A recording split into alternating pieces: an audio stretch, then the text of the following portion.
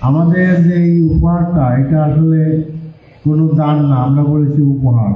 আর আল্লাহ আমাদের বোনদের উপরে রহম করছেন। বোনদের কয়েকটা কিছুটা অধিকাংশ জায়গায় ছায়া আছে, এই সামনে কিছু বাদে। কাজেই আমরা লম্বা কথা বলতে চাই না।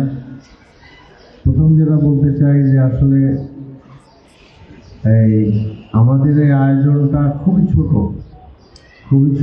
খুবই সামান্য, বাট সিম্বলিক। আমরা যেমনটি আমাদের আহসান ভাই বলেছেন যে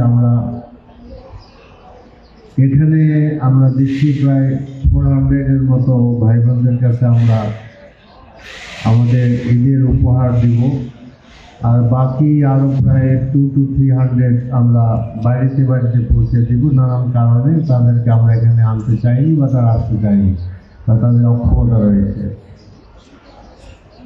আসলে সামনে একটা ঈদ আসবে, সেই ঈদ তো আসলে আমাদের সকল ঘরেই আসা দরকার।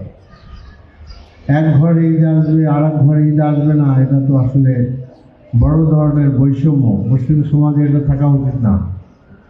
আর সেই কাজটি হলো সরকারের।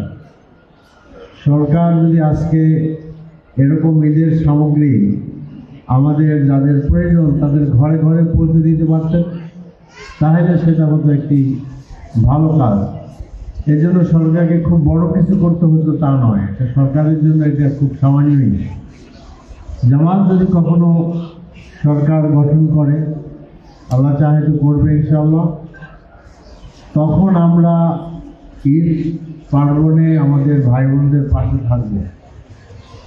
আপনাদেরকে আসতে হবে না, ঘরে পৌঁছে দেবো ইনশাআল্লাহ।